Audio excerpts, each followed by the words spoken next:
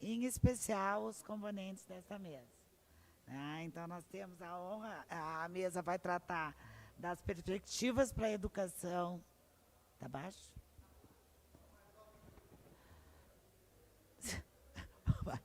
Nós vamos falar. Então, concorrência. Ele está mais alto que eu. Tem concorrência lá atrás. Tá? Então, agradecer aos professores que aceitaram o nosso convite para participar dessa mesa, que nós queremos discutir as perspectivas para a educação e engenharia, né? As perspectivas futuras.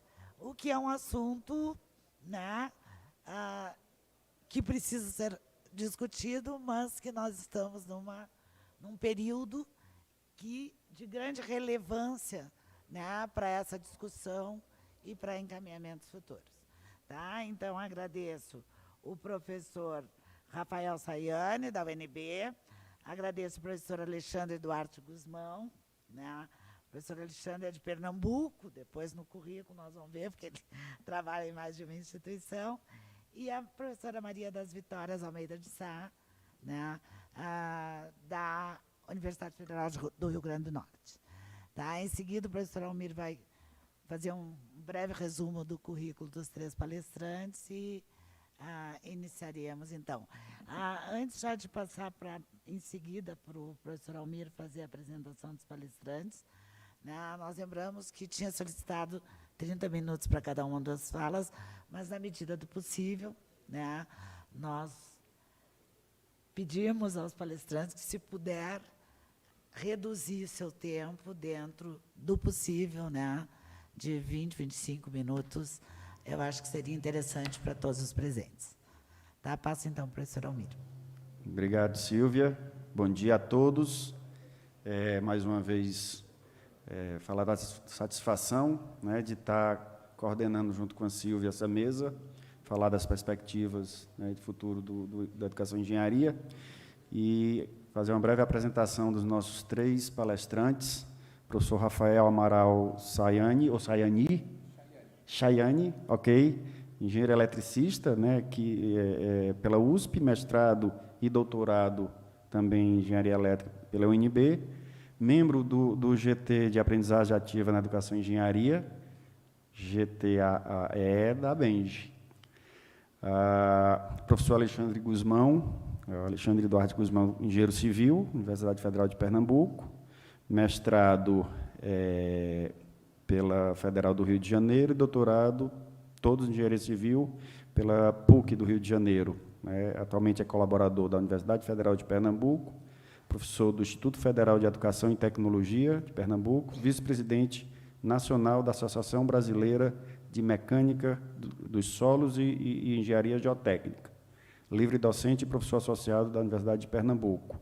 Foi presidente da ABMS, Associação Brasileira de Mecânica dos Solos e Engenharia Geotécnica, no biênio 19-20.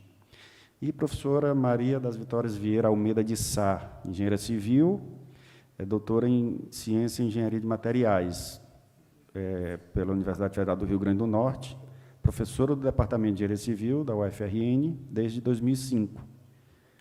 Professora e participa do programa de pós-graduação em Engenharia Civil e Ambiental da UFRN, pesquisas na área de ênfase em materiais e componentes de construção, atuando principalmente nos temas de durabilidade das edificações, argamassas para restauros, concretos especiais e corrosão das armaduras. Atualmente é pró-reitora de graduação da UFRN desde 2015, com relevante atuação em importantes políticas institucionais, como a política de melhoria da qualidade dos cursos de graduação e pós-graduação da UFRN e da política de inclusão de acessibilidade da UFRN. Então, com os 3 palestrantes de hoje, espero que essa plenária, né, seja muito profícua, né, muito rica em apresentação e discussões. Para iniciar, a gente pode... Vai dar sequência, Silvia, então? Sim. Eu passo imediatamente, então, a palavra ao Guzmão, que vai fazer a sua fala em até, no máximo, 30 minutos.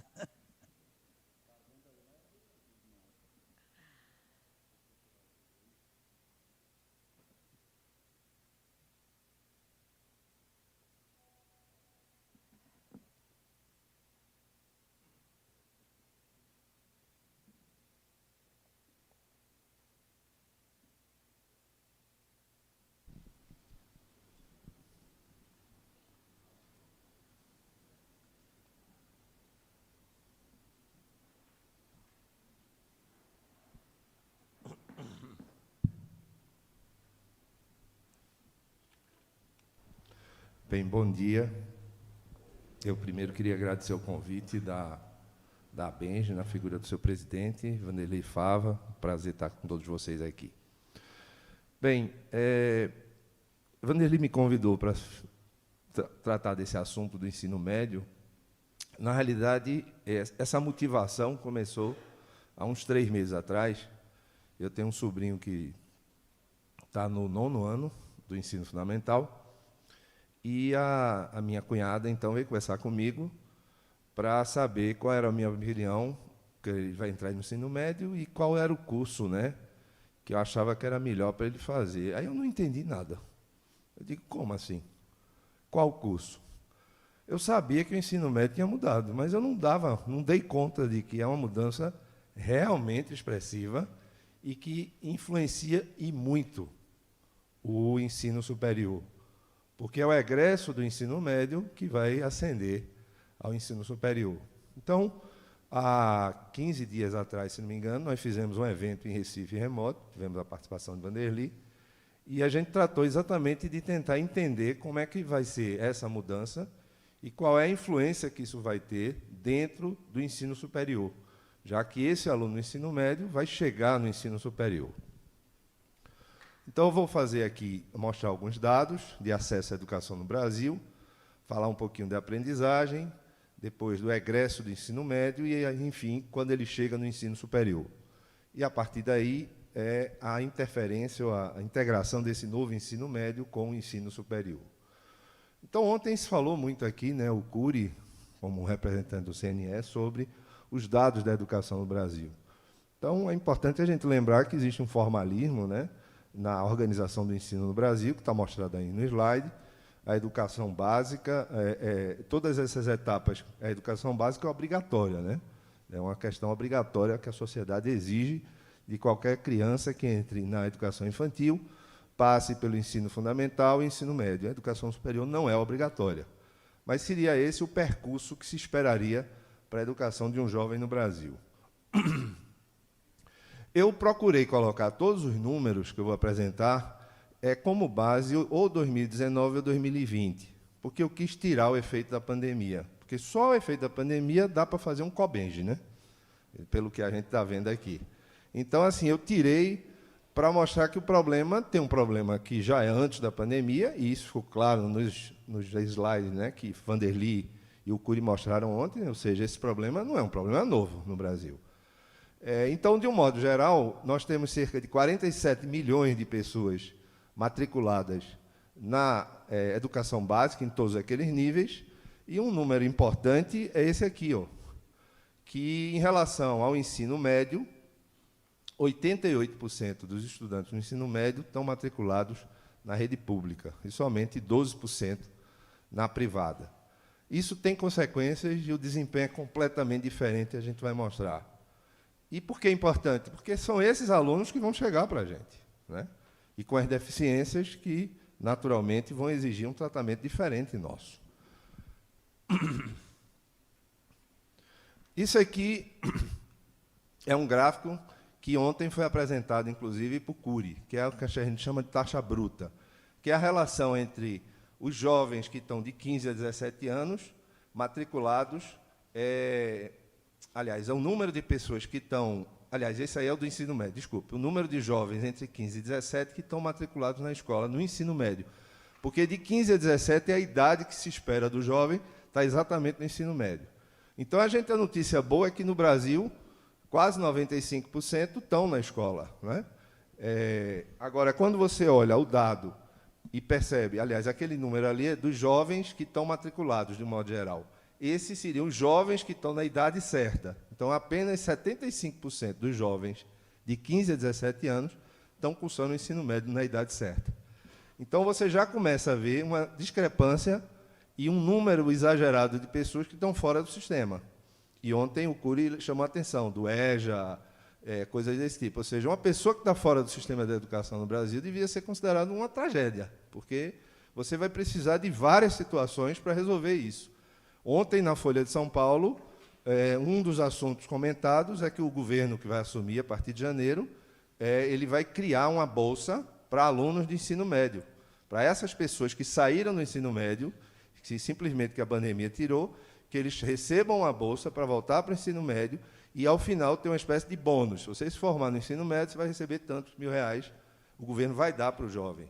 Porque isso é uma estratégia de você voltar ao aluno, porque esse aluno saiu da escola, esse aluno, na idade de 15 a 17 anos, ele tem a opção de trabalhar, ele tem a opção de fazer outras coisas e ele tem a opção de não fazer nada.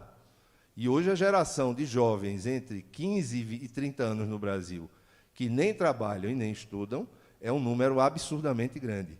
E é uma população que fica completamente sujeita às consequências, né, da sociedade que a gente vive, droga, criminalidade, etc. E se você pegar nas estatísticas de criminalidade e de mortes, existe hoje no Brasil uma espécie de lacuna nessa faixa. Se você pegar a quantidade de jovens que são assassinados no Brasil entre 15 e 30 anos, você vai ver que está se criando um buraco na faixa etária brasileira, exatamente nessa faixa. Então, a escola é a chance que a gente pode dar das pessoas terem uma vida melhor. Desses que estão no ensino médio, se esperaria que um jovem até 19 anos pudesse estar terminando o ensino médio.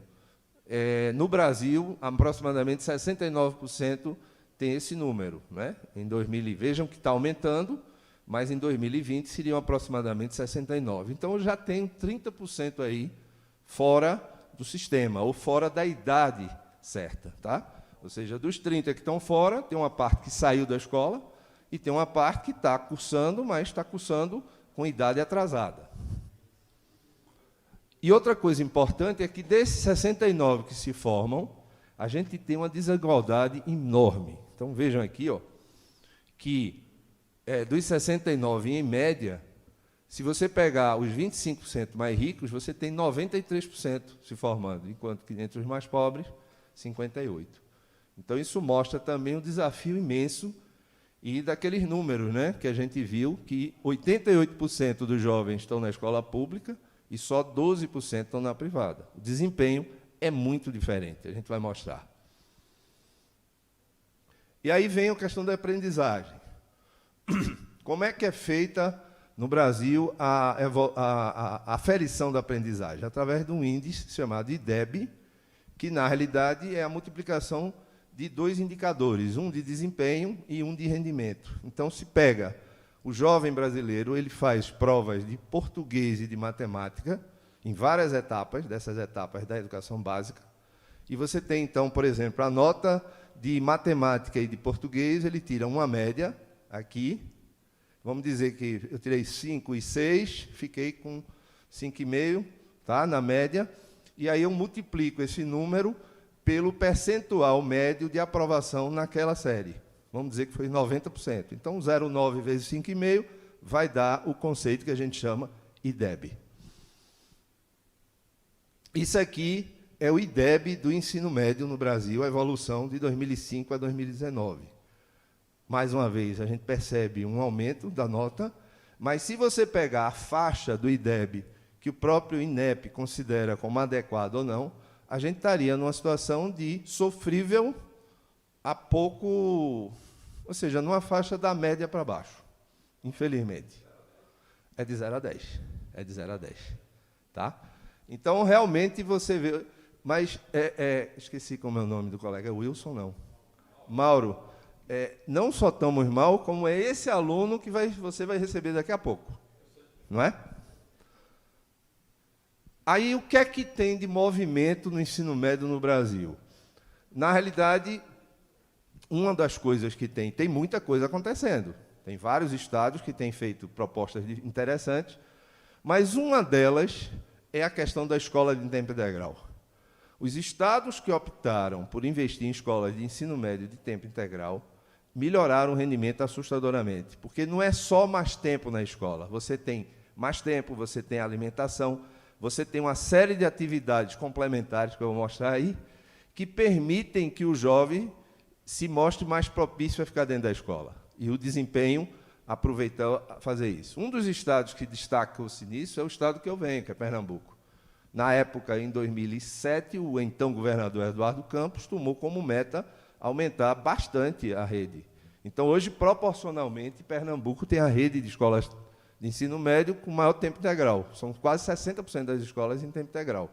E não é sem à toa que, a partir, começa em 2006, mas para você começar a ter os primeiros resultados vai levar, né, sei lá, 4, 5 anos. Então, a partir, vejam aqui a média de Pernambuco, que é essa daqui, em relação ao Brasil. A partir de 2011 passa o Brasil, e há uns 5 anos que a educação de ensino médio de Pernambuco está entre os 3 melhores do Brasil. Estava, em 2007, entre os 20 piores, estava abaixo de 20, estava entre os piores estados. Então, vejam, não há como a gente fazer educação de qualidade sem a gente começar a mudar o que a gente faz.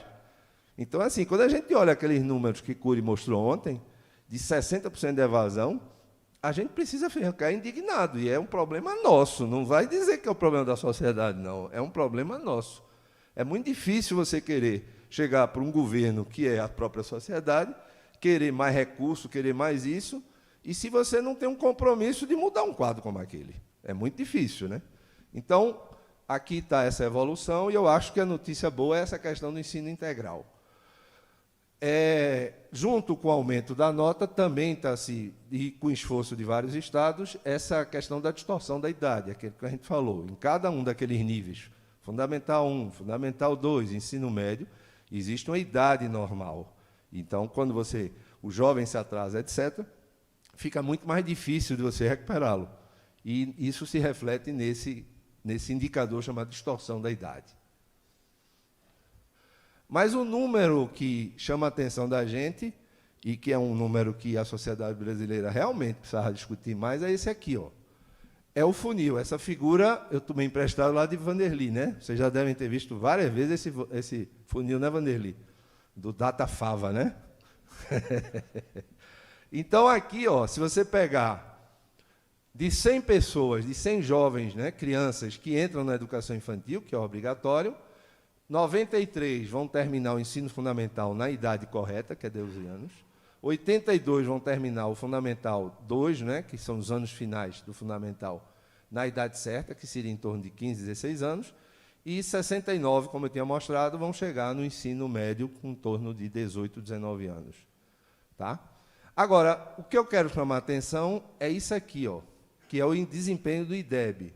Vejam que o aluno do ensino Fundamental 1 tem 60% de aprendizagem adequada em português e 51% em matemática. No Fundamental 2, já baixa para 41% e 24%, e, pasmem, no ensino médio, baixa para 37% em português e 10% em matemática. Então, significa que este aluno é o que vai chegar para fazer engenharia, com 10% de aptidão ou de desempenho em matemática. E aí, esse egresso do ensino médio termina o ensino médio. Aí a opção dele é fazer o Enem. Então, do Enem, eu coloquei aí os dados apenas dos que fizeram a prova. Então, se você pegar o número de inscritos no Enem, supera 5 milhões de reais em 2019. Mas só 3 milhões e 700 fizeram a prova. Tá? E desses concluintes do terceiro ano, né, que seria o final do ensino médio, 1.217.000. Mas, se você pegar os dados de 2019, neste ano, mais de 2 milhões concluíram o ensino médio. E somente 57% foram fazer o Enem.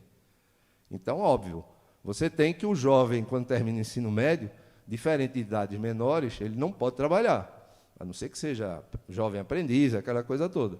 Mas o jovem que faz 18 anos, ele pode trabalhar, ele pode ir para uma educação superior, ele pode fazer uma formação profissional, e pode não fazer nada, como a gente conversou.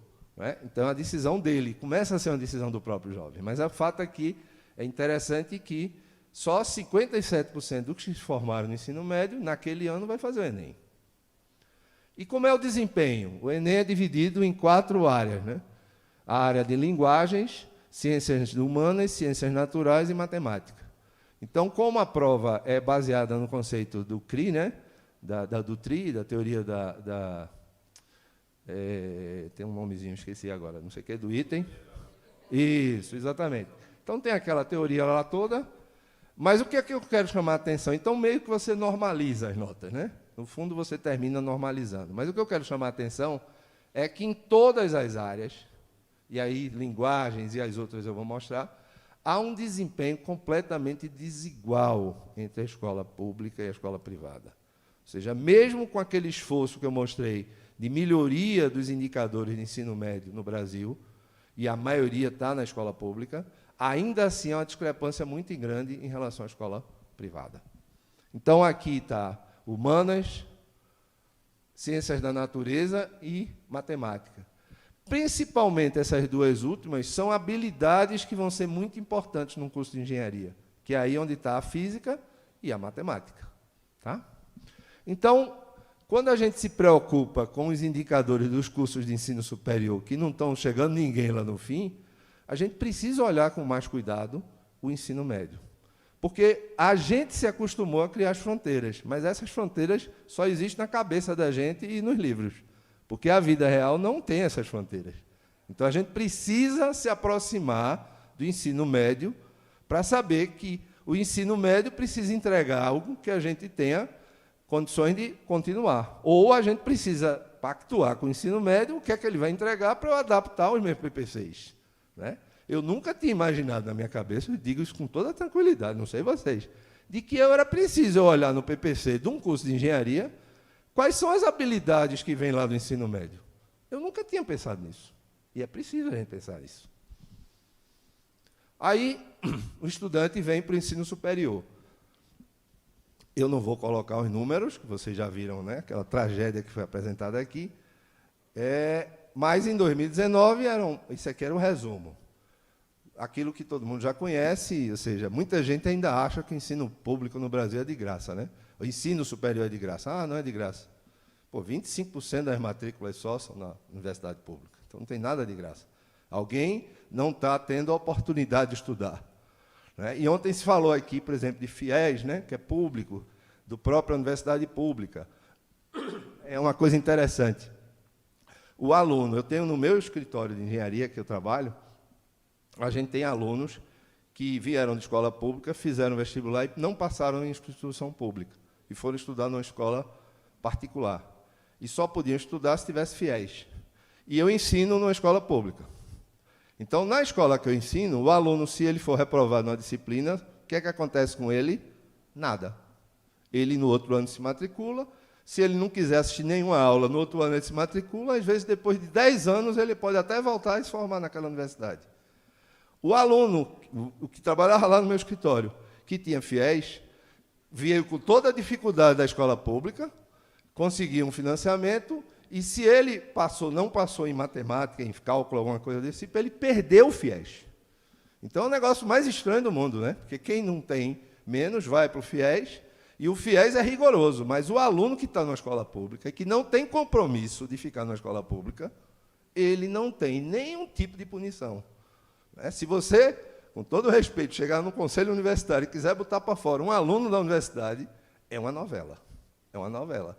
E isso é injustiça, porque se tem gente fora querendo entrar numa escola pública e tem gente que está dentro e que não quer estudar ou não quer ter desempenho por qualquer motivo, não tem por que a gente ficar com esse passivo ali dentro. Eu estava vendo aquela curva de evasão dos cursos, parece balanço de banco, né? Que às vezes tem aquele que fica devendo, aí em alguma hora eles assumem aquilo no balanço. É mais ou menos o que a universidade tem que fazer. É muito melhor a gente ter um número menor de alunos. Se a gente diminuir, talvez a gente consiga chegar nos 100%, né, de formação, se você tiver critério de dizer, olha, quem é que pode ficar e quem não pode ficar. Porque é um esforço do tamanho do mundo que a gente está fazendo para um resultado pífio. Vamos ser justos, né? Aqui são os números de ensino superior, que eu não vou passar de novo, que ontem foram mostrados por Cury. Eu só queria destacar esse de baixo, que é o percentual de pessoas de 18 a 24 anos que frequentam o ensino superior, ou seja, a taxa líquida é sempre em relação à idade esperada. Então, esse número, pelo Plano Nacional de Educação, em 2024, deveria chegar a 33%. A gente não vai conseguir chegar. Aí a desigualdade também é tremenda na universidade, fica claro isso. Ou seja, aquela taxa que, em média, é 24%, mas entre os mais ricos você chega a 50%.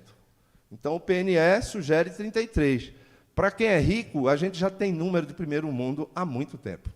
Tá? O problema é a educação pública, tá certo? Aliás, a pobreza tem uma influência fantástica, mesmo na educação. E aí esse funil, que eu tinha conseguido fazer ele até o ensino médio, né, que eu tinha mostrado ali, de 100 que entravam, começava a ficar no ensino fundamental 2, e 69 entravam no ensino médio, eu arrisquei, não tem nenhum compromisso de ser esse número ser exatamente certo, de tentar chegar na evasão do sistema mesmo.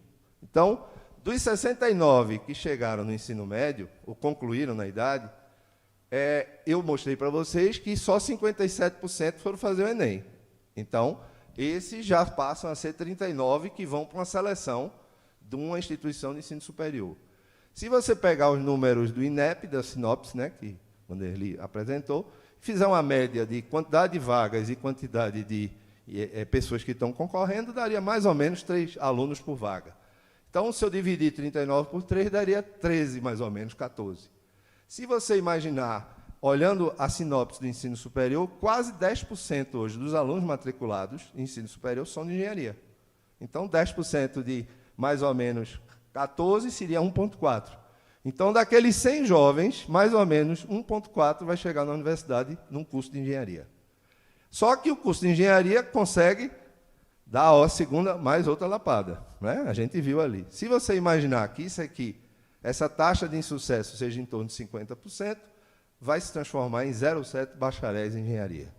Só que tem uma outra evasão que a gente não fala, que é a evasão do sistema Confiacrea. Então, se você pegar quantos se formam num ano, como a gente tem esse número, e lá no INEP eu também tenho o relatório de quantos se formaram, e lá no site do Confea, se você quiser, qualquer pessoa entrar lá e dizer assim, quantos registros houve nos últimos 5 anos? Aí você abre. Dá mais ou menos 50%. Você pega no INEP 150 mil engenheiros se formando por ano, nos últimos 3, 4 anos, e mais ou menos 60, 70 mil engenheiros entrando no sistema.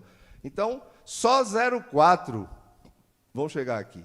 Significa 0,4% dos jovens no Brasil vão efetivamente entrar na engenharia.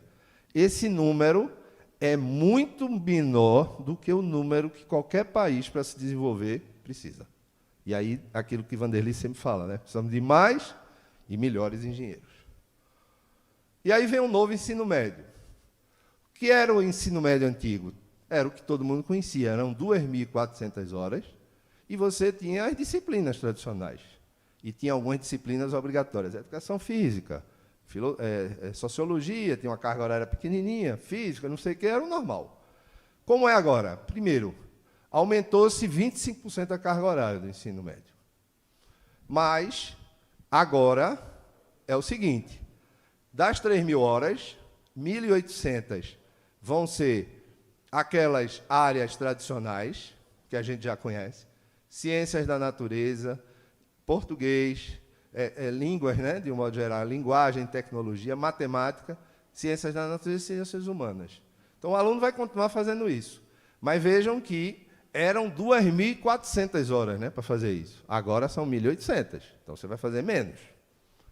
E tem a possibilidade do aluno agora ele protagonizar a escolha do que ele quer fazer.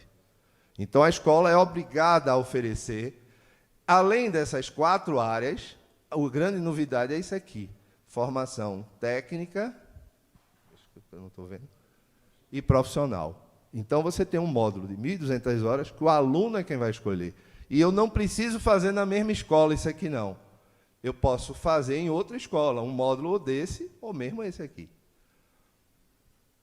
Aqui o modelo que Pernambuco está adotando. Então, lá em Pernambuco, só para dar um exemplo, nas escolas normais, que não eram escolas de tempo integral, elas passam a ter 3.000 horas, 1.800 vão ser aquelas 4 áreas, né, comuns, que são as bases nacionais, BNCC é Base Nacional de Conteúdo Curricular, sei lá, é a matriz curricular lá do ensino médio, tá? E aí eu tenho mais 1.200 daquele itinerário formativo. Existem escolas de tempo integral em que você aumenta 500 horas e você começa a introduzir uma série de atividades complementares. Isso é o grande sucesso que a gente tem observado além da escola de tempo integral, o ensino médio brasileiro está introduzindo uma série de atividades complementares, como nivelamento, educação socioemocional, estudo orientado e protagonismo juvenil, né? Ou seja, você valorizar o jovem, para que ele realmente se sinta motivado a continuar nos estudos. Eu acho que, se você olhar isso aí, parece que eu estou vendo os problemas lá do curso de engenharia. Talvez a gente precise se envolver mais em atividades socioemocionais e não técnicas nos nossos cursos do que efetivamente o que a gente está fazendo, né? Matemática, física só. A gente precisa criar condições para os jovens que estão hoje dentro de um curso de engenharia se sintam motivados a continuar. E tem outros modelos aqui que eu vou passar, não vou entrar, eu vou deixar essa apresentação depois para quem quiser. Então, eu queria finalizar colocando alguns desafios que eu acho que o ensino médio vai trazer e que a gente vai precisar estar antenado. A primeira é que o ensino médio começou por etapas, já começou. Então, o primeiro ano do ensino médio, em 2022, começou agora.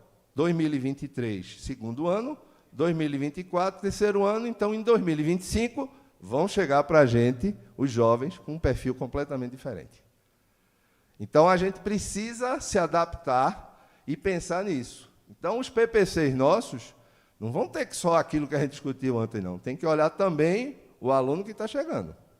Segundo, como eu mostrei, antigamente, bem ou mal, o aluno tinha 2.400 horas para essas disciplinas. Agora vai ter 1.800. Claro, ele pode até escolher fazer mais 1.200 em matemática ou em física, mas ele pode fazer em outras áreas. Então, eu posso receber um aluno que praticamente não viu nada de matemática. Não há nenhuma obrigatoriedade dele, para fazer engenharia, ter que fazer um itinerário na área de matemática. Ele pode ter feito em humanas. Tá? E como é que a gente vai receber esse aluno?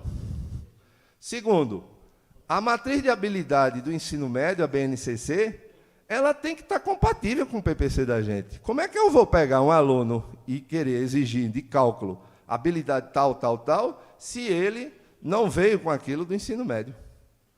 Porque a diferença do ensino médio para o ensino superior é um dia, né? Ou seja, aquele dia que ele entrou na universidade. Porque o aluno termina o ensino médio em dezembro, em fevereiro ele está na universidade. Então, só na cabeça da gente é que vai existir uma fronteira, né? É o mesmo aluno, só 2 meses mais velho, né?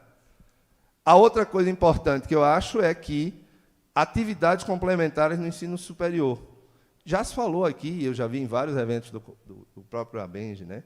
Nivelamento, essa educação socioemocional. Ontem a gente estava conversando com um colega da UFRJ, que eles fizeram, né, um trabalho, estão fazendo um trabalho lá interessante, porque eles chegaram à conclusão que não era mais matemática e cálculo só que estava segurando o aluno, não. Tinha que dar acompanhamento, atenção, uma série de coisas.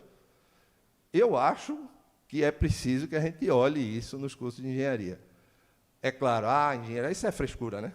Isso é frescura. A gente, com o pragmatismo que a gente tem, acha que é tudo frescura. E algumas oportunidades que eu acho que existem também com o novo ensino médio. Primeiro, o ensino médio anterior não era por competência, era por conteúdo. Ele agora é todo bolado em cima de habilidades e competências. E se as DCNs nossas são em competência e habilidade, a gente vai ter coerência. Então, acho que é uma boa oportunidade. Segundo, eu posso agora ter ingressantes no ensino superior que tenham cursado o itinerário de formação no ensino médio já na área técnica. Eu adoro isso. Eu sou professor do IF e sou professor da universidade. Eram ótimos os alunos que saíam do IF e iam para a universidade. Quando você pegava ele lá, o cara já vinha maduro, o cara já tinha experiência profissional. Era outro aluno, era completamente diferente. E uma outra coisa interessante que eu acho que a gente pode explorar é que, como esses itinerários do ensino médio podem ser feitos por certificação, não precisa ser 1.200 horas, eu posso fazer módulos, por exemplo, num curso, na área de engenharia, eu posso usar os alunos da universidade para fazer isso. Eu posso usar a estrutura da universidade. Por exemplo, eu vou fazer uma certificação em formação de gestão de redes, de TI. Eu posso, isso a gente tem na universidade, os cursos da Universidade de Engenharia fazem, alunos do 4º, 5º ano sabem fazer isso. Com a tutoria de um professor, eu posso oferecer. E isso se transformar em atividade de extensão. Porque, realmente, Na minha cabeça hoje, o que faz eu não dormir é imaginar que eu tenho 3.000 alunos na minha faculdade de engenharia e eu vou ter que arrumar 360 horas de atividade de extensão para cada um deles. Então, isso realmente é um drama que eu acho que todo diretor e de faculdade de engenharia hoje tem. Então, era isso. Aqui estão as principais fontes. Eu agradeço mais uma vez o convite. E aí, no QR Code, quem quiser apontar o celular, já dá o download da apresentação. Muito obrigado. Obrigado, professor Alexandre Guzmão. Professora Maria das Vitórias. Apresentação, você me ajuda? É esse aluno que nós vamos receber, né? E nós vamos receber esse aluno agora, vou chamar de pós-pandemia, a gente nem sabe se é pós mesmo, porque a gente continuamos com casos de Covid. Nós vamos receber esse aluno, acho que colocando o F5, né? Para colocar a cheia. Nós vamos receber esse aluno numa condição pior a essa que o colega apresentou, que o professor Guzmão apresentou. É fato. E por que eu falo isso? Porque nem todos os estudantes tiveram condições de realizar o ensino médio durante a pandemia. Porque vocês lembrem que muitas, durante o primeiro ano, o segundo ano, as aulas foram remotas. E esses estudantes eles não tinham condições de acompanhar as aulas pelo celular. A internet não funcionava. E aí é esse estudante que a gente vai receber. Então, eu não sou pessimista de jeito nenhum. Eu sou engenheira, então sou de arregaçar as mangas e ir atrás para tentar resolver. Mas, assim, a gente precisa ter consciência que esse aluno ele vai chegar para nós numa condição muito difícil. Né? Tá. Eu passo. Nós ouvimos ontem o INEP, ouvimos o CONAS, o CONFEA, o CNE, ouvimos a ABENGE. E, ok, e na ponta, o que está sendo feito? Né? O que está sendo feito nos cursos, nas universidades, para que a gente consiga reestruturar os currículos? Né? Nós ouvimos muitas falas interessantes, ouvimos falar da avaliação, mas e aí, no dia a dia, o que está acontecendo? Então, eu trago aqui um pouco da história, como é que nós trabalhamos na UFRN para fazer a reestruturação dos currículos, né, das engenharias. A UFRN, e aí a minha apresentação, eu falo um pouco sobre a engenharia na UFRN, sobre a reformulação dos PPCs no Centro de Tecnologia e da proposta para o curso de Engenharia Civil. Eu, que sou engenheira civil, trago um pouco o exemplo do que a gente está trabalhando lá. Qual é a situação dos cursos na UFRN? Nós temos 14 cursos de engenharia no Centro de Tecnologia, temos 2 cursos de engenharia na Escola Agrícola de Jundiaí, e aí eles têm as DCNs, né, próprias. Temos um curso novo em Currais Novos, na FELX, o único curso de engenharia nessa faculdade, que fica num dos campi do interior. Na Escola Agrícola e na FELX, a FELX, por ser um curso novo, o curso já começou olhando para as novas DCNs, claro, e eles têm um básico muito integrado aos cursos. Então, tem mais facilidade de adaptação, né, ao básico das novas tecnologias, das novas DCNs. Com relação a esses 14, a gente ainda tem um desdobramento em relação a esses 14 cursos. E aí eu vou falar, porque vocês vão ver que não é simples trabalhar para fazer a reestruturação dos currículos. Nós temos esses 6 primeiros cursos, chamados de ciclo único, que eles dependem do Centro de Ciências Exatas e da Terra, no básico, que, não se enganem, é o nosso maior desafio, é trabalhar com o básico, trabalhar com os professores do básico, para implementar as novas DCNs. E nós temos 8 cursos, que são cursos de segundo ciclo, Ou seja, eles fazem um bacharelado de Ciência e Tecnologia de 3 anos, e aí, depois, tem um reingresso na universidade para fazer a engenharia. Então, eles saem com 2 diplomas. O bacharel em Ciência e Tecnologia, e depois ele vai na Escola de Ciência e Tecnologia, e depois ele vai para o Centro de Tecnologia para fazer as engenharias. Então, são 8. São engenharias advindas do REUNE, e aí ele tem essa formação. Então, nós tivemos que conversar com o CCET, com o Centro de Ciências Exatas e da Terra, e tivemos que conversar com a Escola de Ciência e Tecnologia e fazer uma parceria para que eles entendessem a necessidade das mudanças, né, nas DCNs. E aí passamos para a reformulação dos PPCs no âmbito do Centro de Tecnologia. Como é que nós trabalhamos isso? Nós decidimos trabalhar de forma conjunta todos os cursos no mesmo período, fazendo o trabalho de reestruturação, né? Foi criada uma comissão. Primeiro, aí, em 2019, né, a gente tem a publicação da resolução, nós fomos nos apropriar da resolução. Em setembro, houve um esforço muito grande para que todos os coordenadores de curso participassem do COBENGE, que aconteceu em Fortaleza, para entender o que precisava ser feito. Em dezembro, o nosso diretor, né, soltou uma portaria implementando uma comissão para a implantação das novas diretrizes nos cursos do Centro de Tecnologia, composta pela assessora acadêmica do CT. Nós temos na UFRN a figura do assessor acadêmico da ECT, da Escola de Ciência e Tecnologia, e do CCET, alguns coordenadores de curso. Temos uma psicóloga no CT, temos um pedagogo e um técnicos em assuntos educacionais. E a direção do centro presidindo todo esse grupo. Então, foi um trabalho intenso.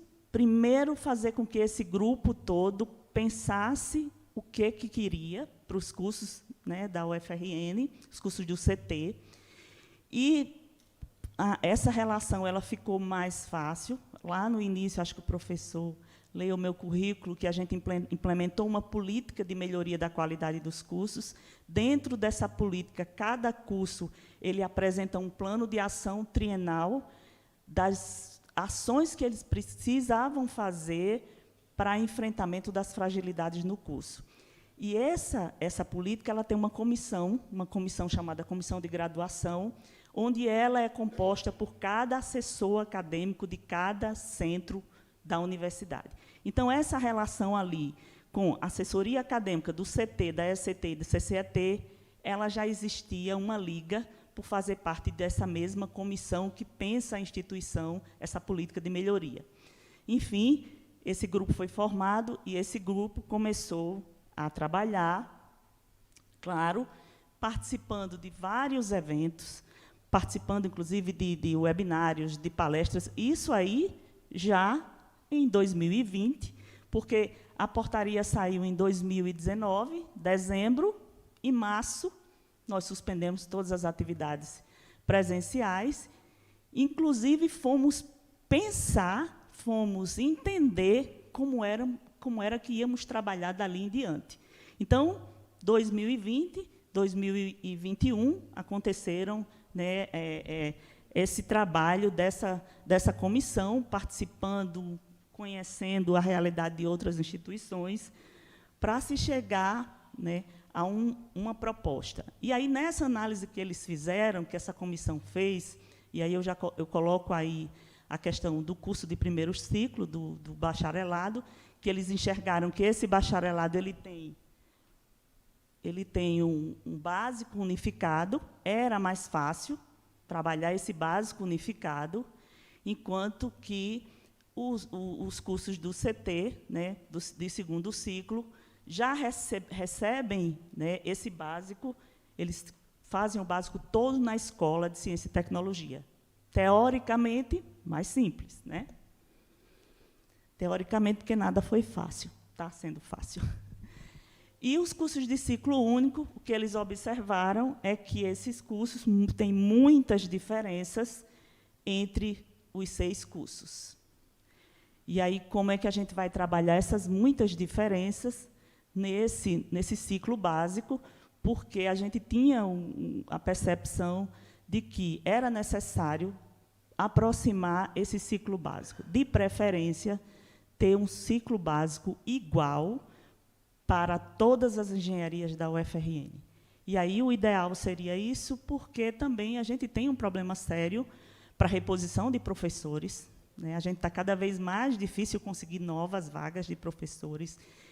A gente tem dificuldade, estudantes que precisam, se tem um ciclo básico, ele consegue cursar os componentes curriculares em várias turmas, e aí isso melhoraria muito a vida de todos, né?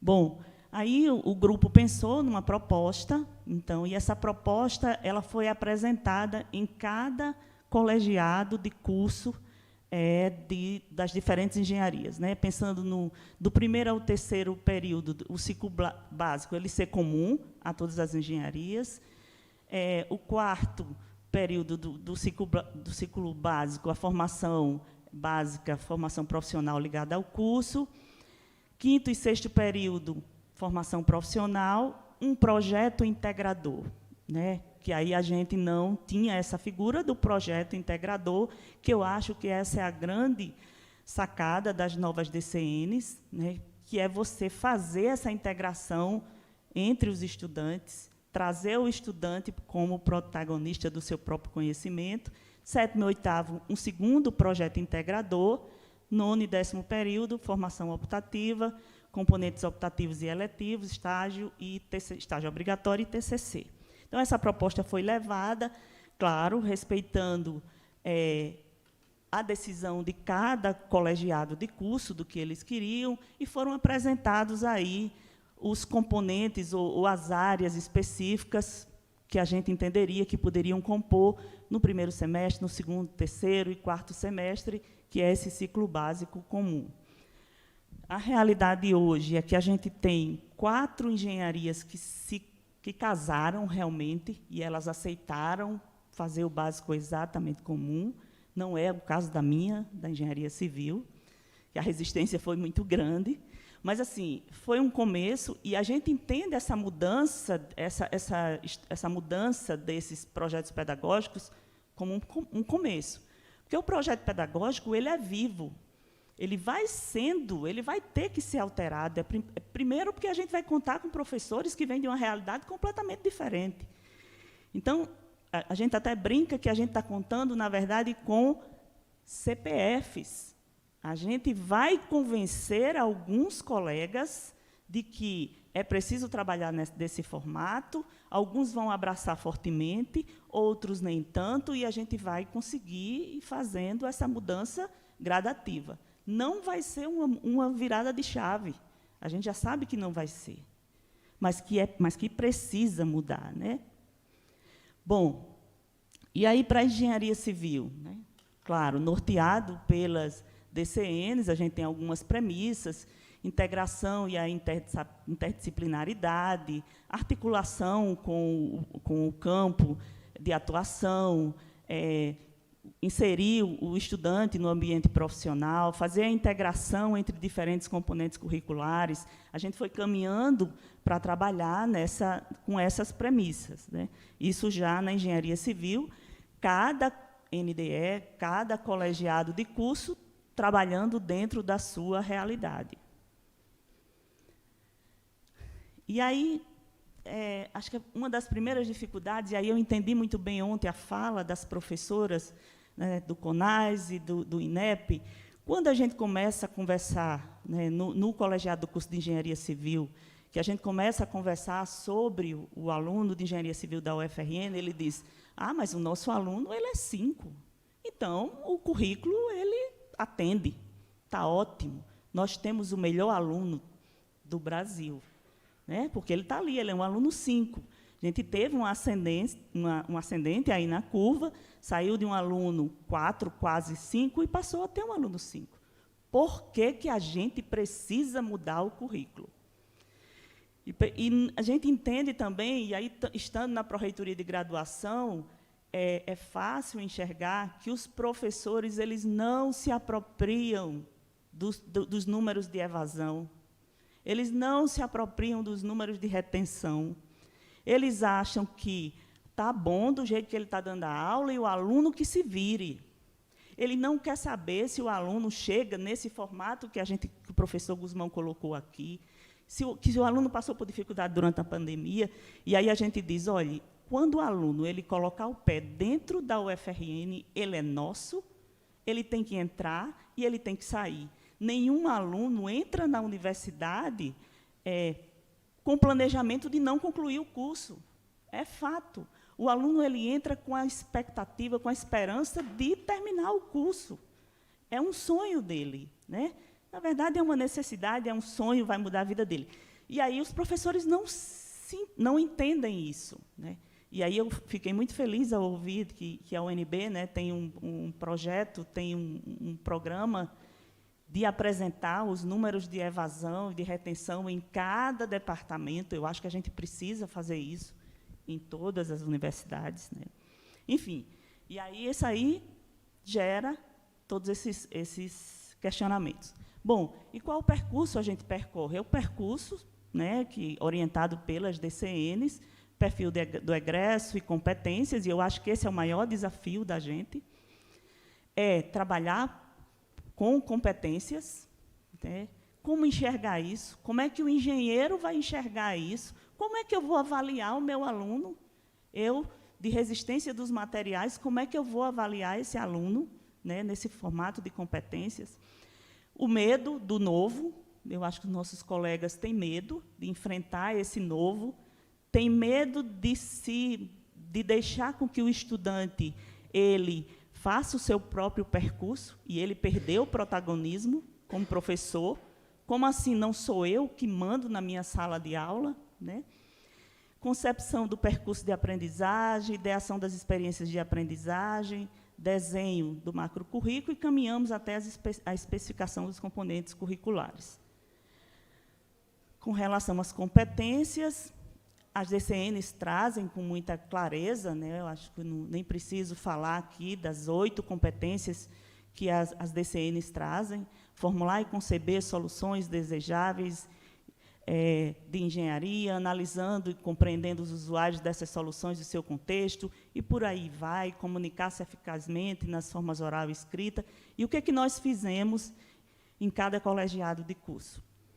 Pegar cada competência dessa e abrir, né? E abrir nessa forma aqui. Qual o desdobramento das competências? Formular e conceber soluções desejáveis de engenharia, analisando e compreendendo os usuários dessas soluções e seu contexto. Que conhecimentos são necessários? Física, matemática, química, estatística, geologia, e aí sem esquecer do desenho universal. Nós estamos pensando nos cursos para os alunos e precisamos incluir todos. Incluir, então, metodologias, técnicas, formas, formatos, o que for, para que todos os alunos aprendam, né? Aprendam, se sintam incluídos e se formem.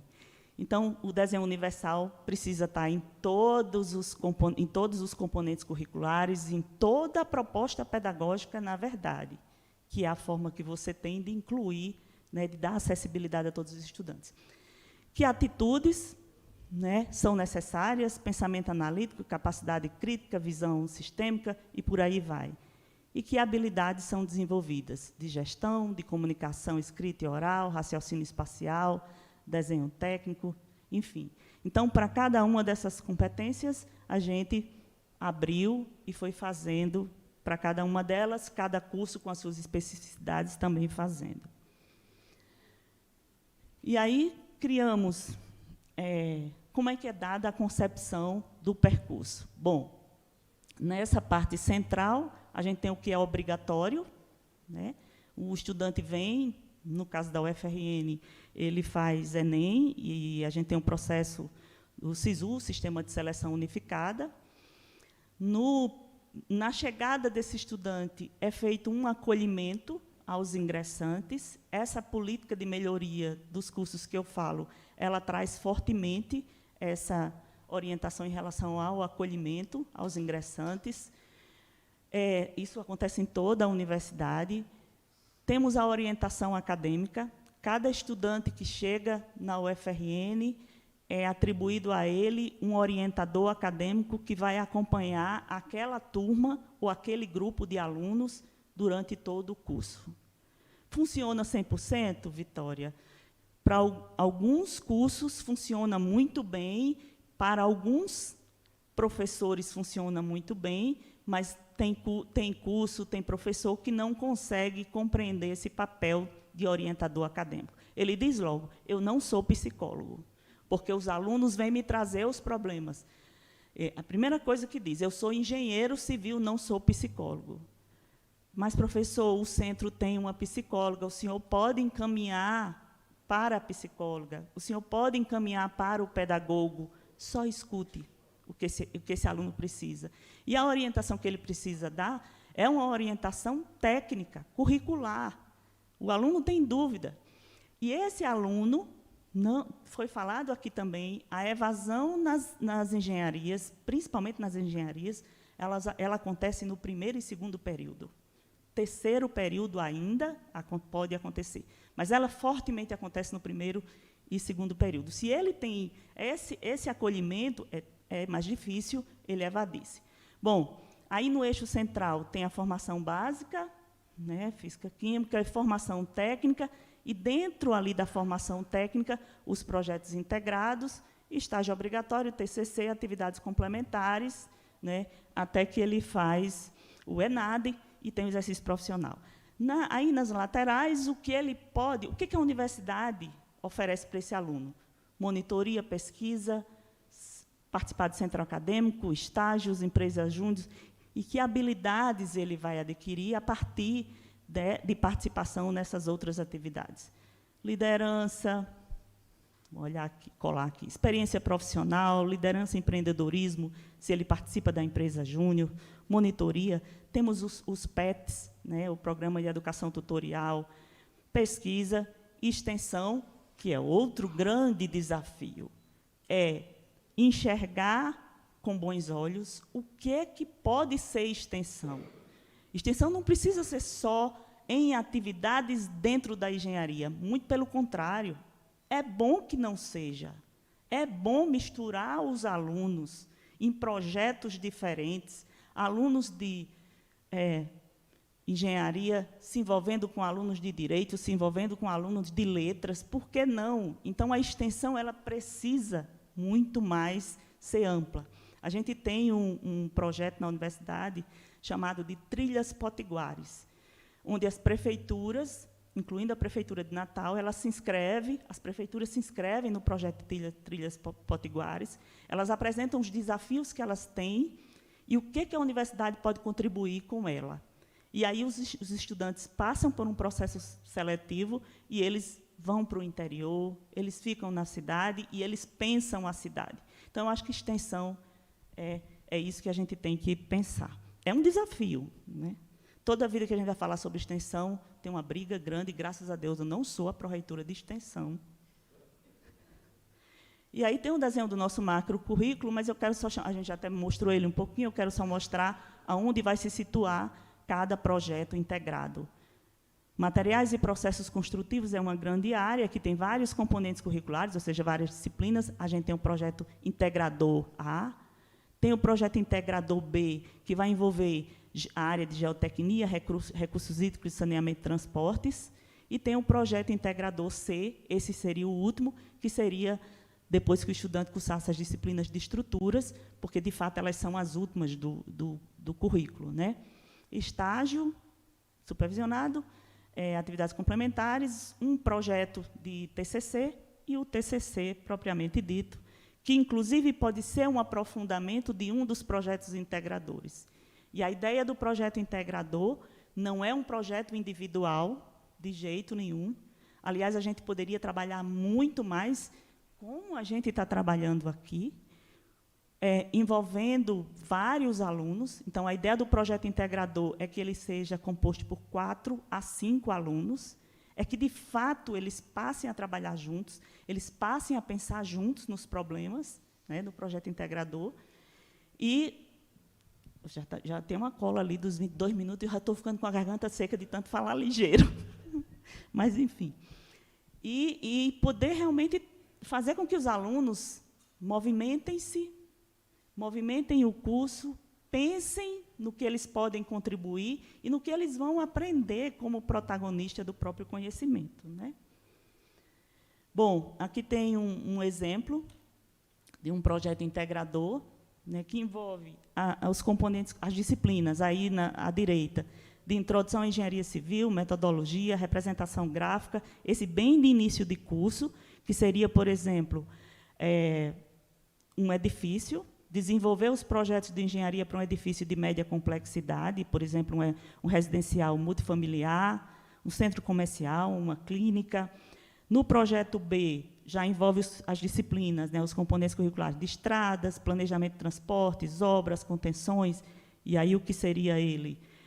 Desenvolver projetos de infraestrutura urbana, por exemplo, e o projeto C, envolvendo as disciplinas de concreto, madeira, fundações, seria algo, uma dimensão da estrutura a ser desenvolvido. Isso vai ser fácil, Vitória? De jeito nenhum. Isso vai precisar de um planejamento muito grande, uma coordenação vou chamar de uma coordenação que envolvam vários componentes e que dali nasça um projeto que a gente vai ter que experimentar. E aí a gente tem algumas pessoas que vão ser, sim, esse CPF escolhido para fazer isso. Vai funcionar da primeira vez? Em algumas áreas, sim, porque a gente já sabe que as pessoas se envolveram na reestruturação, vai fazer. E, ao longo do tempo, a gente vai mudando essa cultura e vai avançando. Eu quase tirei esse slide para não deixar as caixinhas fechadas, que é tudo que a gente não quer. Mas por que eu deixei ele aí?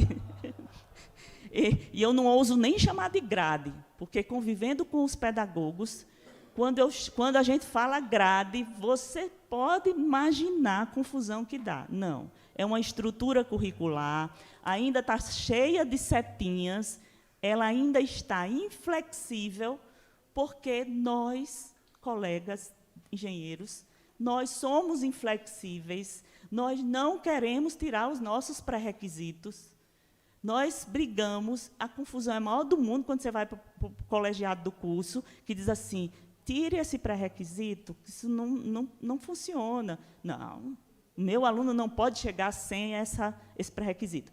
Enfim, mas é só para mostrar aqui onde fica o projeto, integrador 1, está vendo? Então, ele tem todo esse grupo aqui, ao final do 6º período ele faz esse projeto. O projeto integrador 2 ele faz aqui, no 8º período, e o projeto integrador 3 aqui, no 9º período, depois de cursar o grosso, né, as últimas disciplinas da área de estruturas.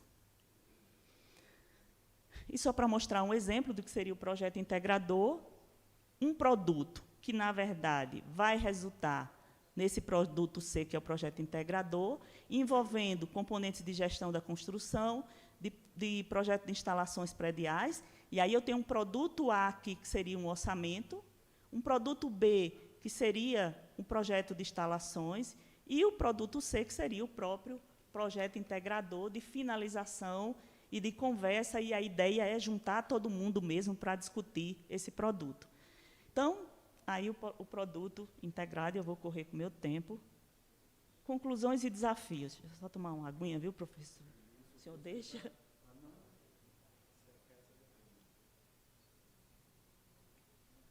Primeiro, a gente coloca a importância da coordenação geral no processo de revisão dos PPCs.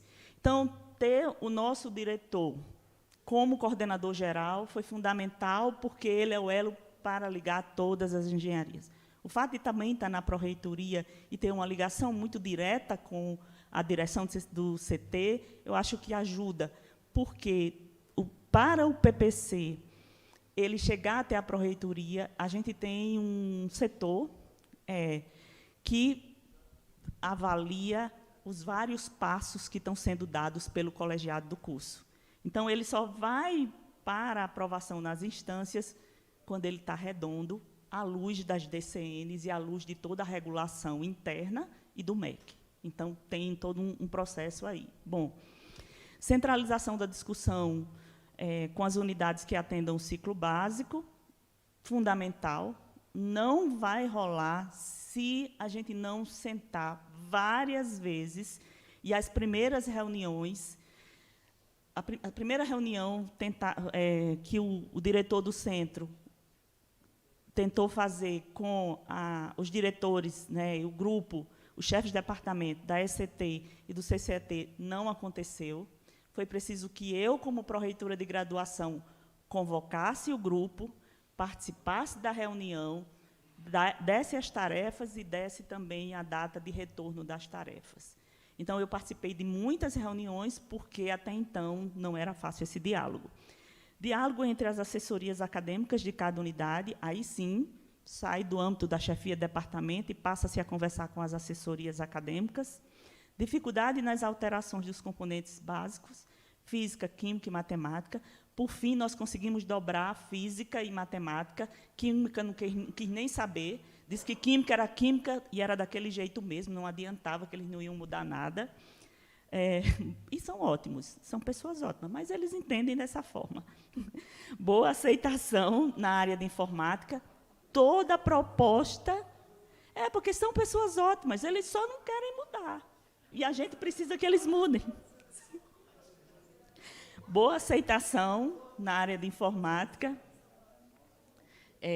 Tudo que se propõe de alteração, eles aceitam muito bem, ainda trazem coisas novas, isso é fantástico.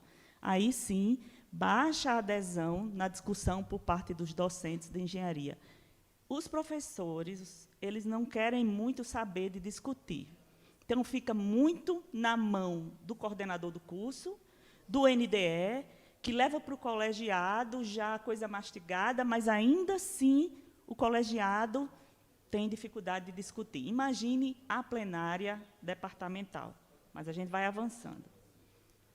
Sai meio leva umas pancadas, mas vai avançando, né? Os impactos da pandemia, a gente não pode deixar de considerar. O isolamento social, a partir de março de 2022, dificultou o avanço dos trabalhos. Por isso, já estou com 30 minutos. Por isso, a gente tem muita preocupação com entrar em vigor agora, em abril de 2023, é fato, não podemos desconsiderar a pandemia, né? A adoção de experiências de ensino remoto foi importante, enquanto experiência de ensino, é fato, também não vamos poder desconsiderar isso, né? E a gente percebe que, após o retorno às atividades 100% presenciais, ainda ocorre um processo de readaptação. Eu não sei se vocês perceberam isso nas universidades de vocês, mas a gente está percebendo um certo esvaziamento dos corredores. A gente está procurando os alunos, tentando entender o que está acontecendo com eles. Isso tem preocupado bastante. Espera-se que todos os cursos do CT, eles tenham 2024 implantados, PPCs. A adoção dos projetos integradores pode ser um elemento de maior motivação. Eu acho que é onde a gente vai conseguir realmente um estudante satisfeito, né? A unificação do ciclo básico também, para a alocação de turmas e a questão dos docentes, e a necessidade de formação continuada com foco nas novas metodologias e metodologias ativas. Acho que a gente tem que fazer isso. Os professores não estão prontos, precisam ficar prontos para isso, e acho que a gente não pode desconsiderar de atacar o porquê da evasão. Pronto, eu acho que eu encerro aqui. Obrigada. Está aí o meu telefone. Obrigado, professora. Já tem pergunta no chat do YouTube, mas a gente vai deixar para o final. Professor Rafael, por gentileza.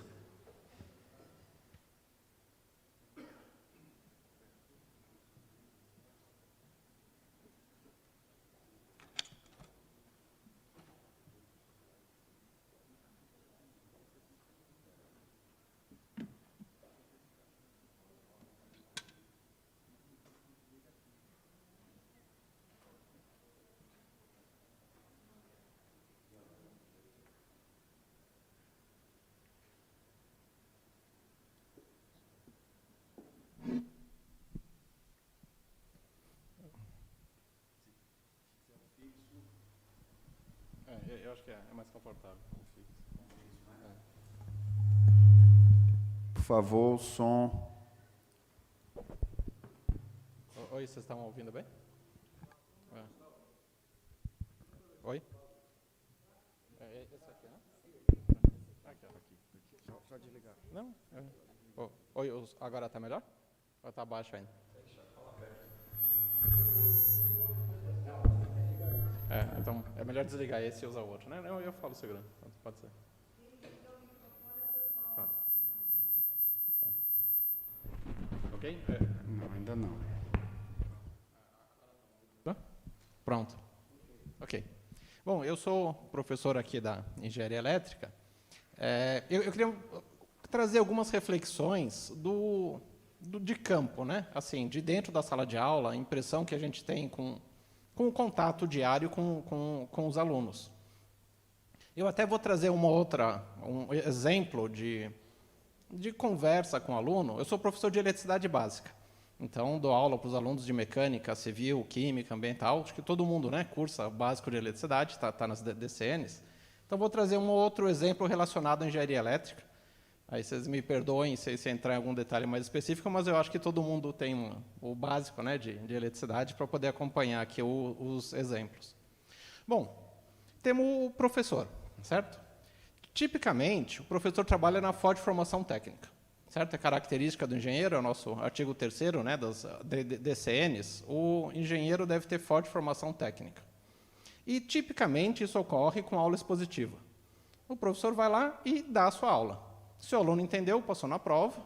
Se tem uma reprovação, muitas vezes o aluno que não entendeu direito, o aluno precisa estudar mais. Mas eu acho que esse é o professor clássico, né? Ele vem e mastiga o conteúdo para o aluno e transmite a informação para o aluno. Se o aluno recebeu a informação, talvez foge do que o professor pode fazer, né, na aula expositiva. Aí surgem as novas diretrizes que falam, olha, além da forte formação técnica, você precisa trabalhar a visão holística e humanista no aluno.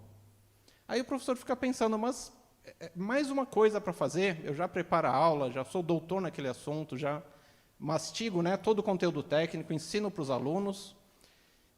Como é que eu vou colocar forte uma visão holística e humanista? Além disso, eu preciso trabalhar a questão do aluno ser crítico e reflexivo. A aula de engenharia tem muitas equações. Como é que você trabalha a questão de ser crítico e reflexivo? Por exemplo, na aula de eletricidade básica, equação diferencial ordinária, certo? Resposta transitória com respostas exponenciais da energização de equipamentos. Como é que você trabalha o aluno ser crítico e reflexivo com um monte de equações, né? O aluno tem que reconhecer as necessidades dos usuários. A equação precisa de variáveis, né, de valores. Como é que você faz para o aluno ser criativo, cooperativo e ético? Ética é uma discussão, acho que é uma discussão à parte, né? De forma bem simples, né? Ética é não cole na prova, não plagie, cite a fonte. Mas a ética da engenharia é muito mais do que isso, né? Que é um ponto a ser trabalhado. O aluno precisa considerar aspectos globais. Como é que o professor coloca isso dentro da sua sala de aula, né? Como é que adota perspectivas multidisciplinares, transdisciplinares? Como é que aborda desenvolvimento sustentável e responsabilidade social? O professor ele fica meio sem saber o que fazer. E eu concordo com as várias apresentações que foram feitas, que muitos professores não participam da elaboração do PPC ou não se engajam, porque realmente ficam sem saber como fazer. Eles olham isso e falam, olha, eu sei dar forte formação técnica. Eu estudei assim quando era aluno, eu aprendi isso com meus professores, tudo do século passado, e isso eu sei fazer. Aí o aluno fica meio desequilibrado, né? Aí fala, olha, além disso, o professor, né, você precisa utilizar metodologias de aprendizagem ativa, você tem que ter educação centrada no aluno, e agora surge extensão. Então, já tem um monte de coisa para fazer, surge mais uma coisa. Eu acho que muitos professores veem isso como uma carga a mais. E falam, puxa, mas mais coisa para fazer, como é que faz isso tudo? E muitos não fazem, né? Deixam para quem gosta, mas muitos continuam com a sua aula tradicional. Do ponto de vista do estudante, também confirmando várias coisas que foram colocadas aqui, o estudante ele se desmotiva. Ele fica pensando, puxa, eu estou virando engenheiro ou eu estou virando um computador? O computador sabe resolver equações. Se vier uma prova, vai lá, prova de máquinas elétricas, calcule o conjugado do motor de indução quando a corrente elétrica é 300 amperes. O computador sabe resolver. Se você digitar no Google, acho que aparece um aplicativo que você põe lá 300 amperes e sai o resultado. Então, o aluno não entende bem o que ele está aprendendo. Ele fala, puxa, resolver equações, o computador já resolve. Tem aplicativo no celular que resolve. Tive um aluno veio me procurar, eu pesquiso também educação e engenharia, mas também a parte de energia solar.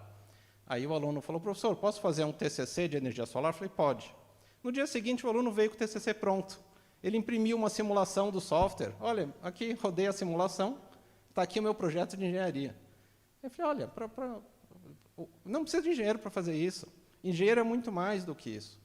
Eu acho que os alunos se perdem sobre o que é engenharia. E eles falam, puxa, eu estou aprendendo coisa que, se o professor não falar, se eu não prestar atenção, eu procuro no Google e vou achar essa informação. Aí ficam desmotivados. E, com a pandemia, todo mundo gravou videoaula, né, no período da pandemia. Acho que até o professor ficou meio desconfortável. Ele falou, puxa, a minha aula já está gravada, então o que eu estou fazendo na sala de aula, né, se o aluno pode assistir a videoaula? E o aluno tem uma característica, essa geração, a geração nova é diferente das gerações anteriores, tem uma preocupação ambiental muito grande. É uma coisa que não tinha tanto nas gerações anteriores, eu acho que está muito associada à visão holística. Os alunos, a sociedade em geral, essa nova geração de alunos que a gente tem uma preocupação ambiental muito grande. Então, o que a gente tem? Professores sobrecarregados, e aí, quando você está sobrecarregado, né, você acaba não fazendo. Você fala, vou fazer só o que dá conta. E o estudante desmotivado. E aí eu acho que a gente tem as nossas taxas de evasões, taxa de evasão elevada, né?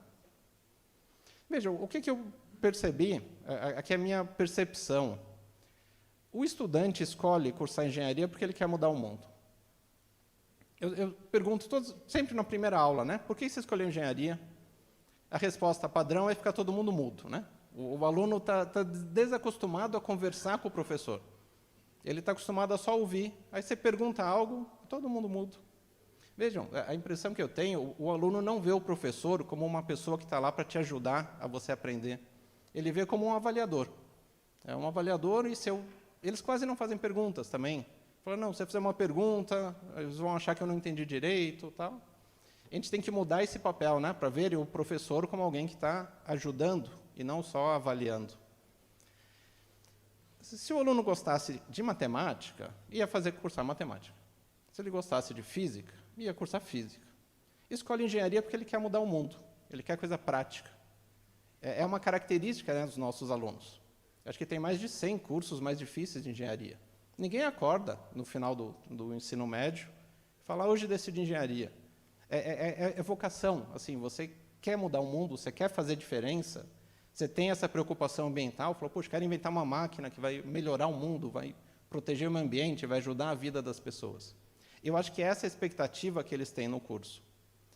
O que a gente tem? Estudantes de engenharia querendo resolver problemas reais. É característico da geração que a gente tem, querem fazer alguma coisa. E humanidade com problemas sociais, ambientais e econômicos. Se a gente trouxer essa realidade para dentro da sala de aula, veja, tem mais de 1000 municípios que não têm saneamento básico. Você tem vários problemas que são relacionados com a engenharia, com a energia, com a emissão de gás de efeito estufa, com mudanças climáticas. Então, o papel do professor passa a ser fazer essa ponte entre os problemas e problemas que precisam ser resolvidos e alunos querendo resolver problemas, com uma grande motivação para empoderar os alunos. Tem que falar para o aluno, olha, você consegue, você tem as ferramentas, a engenharia te dá ferramentas fantásticas para você poder mudar o mundo. A questão é você entender que você pode fazer isso e entender como cada uma daquelas integrais que a gente usa, que a gente aprende, das equações, pode ser usado para melhorar o mundo. Então, o professor ele passa a ter esse papel de empoderar o aluno.